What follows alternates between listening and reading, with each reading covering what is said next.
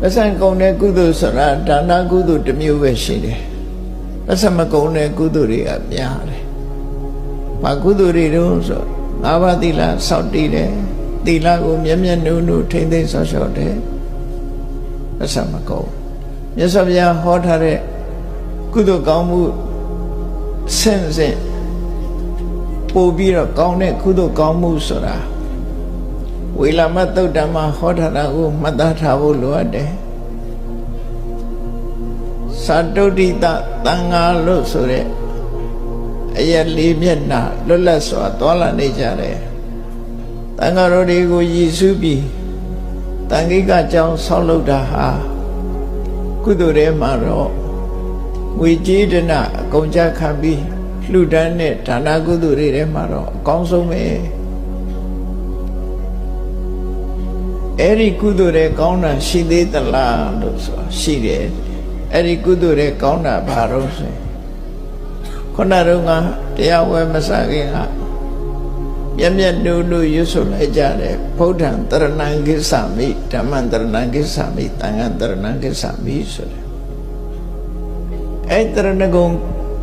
တည်တဲ့ကုသိုလ်ကကျောင်းဆောက်တဲ့ကုသိုလ်တွေပို့ပြီးတန်ဖိုးကြီးတယ်လို့သူတို့ဆိုတယ်။ဘာကြောင့်တန်ဖိုးကြီးတာလဲလို့စဉ်းစားကြည့်။ကျောင်းဆောက်လူတဲ့ကုသိုလ်ဆိုတာကိုယ်ပိုင်ဆိုင်တဲ့ပစ္စည်းတွေကခွဲဝေပြီးတော့လှူတာသာဖြစ်တယ်။တရဏဂုံဆောက်တည်လိုက်တယ်ဆိုတာကြတော့ကိုယ့်ရဲ့အသက်နှလုံးအသက်ကိုအနှင်းပြီးရသက်ပံမြတ်စွာဘုရားရဲ့အဆုံးအမနဲ့နေပါမယ်တရားတိုင်းကျင့်ပါမယ်သံဃာတွေဒါနကောင်းမှုပြုပါမယ်လို့ကိုယ့်ရဲ့အသက်ကိုစွန့်ပြီးတော့အသက်ပါပုံအပ်ပြီးတော့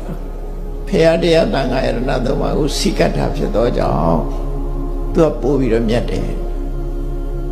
ပြင်ပကပစ္စည်းစွန့်တာတဲ့ကိုယ့်ရဲ့ဘဝကြီးတစ်ခုလုံးကိုဆုံးလွတ်အနန္တကပုံမြတ်တယ်ဒီအိဗယ်ကိုဆိုလိုတယ်နော်ဒါပြင်အဲ့ဒီတဲ့ကောင်းတဲ့ကုသိုလ်ရှိသေးလားလို့ဆို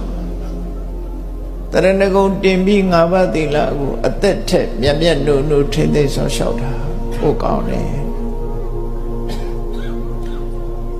ငါးပါးသီလတဲ့ပို့ပြီးတော့ကောင်းတဲ့ကုသိုလ်ရှိသေးလားလို့ဆိုရှိသေးတယ်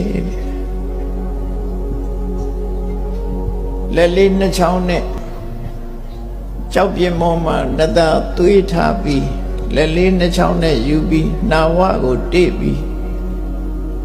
ရှူလိုက်တဲ့အချိန်ပိုင်းလေးလောက်ပဲဖြစ်စေ